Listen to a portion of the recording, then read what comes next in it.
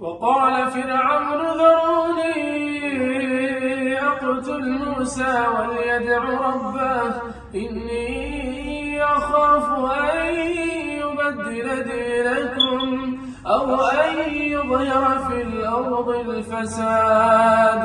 وقال موسى إني عذت بربي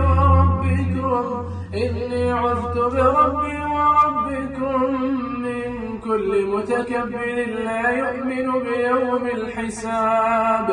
وقال رجل مؤمن من آل فرعون يكتم إيمانه أتقتلون رجلا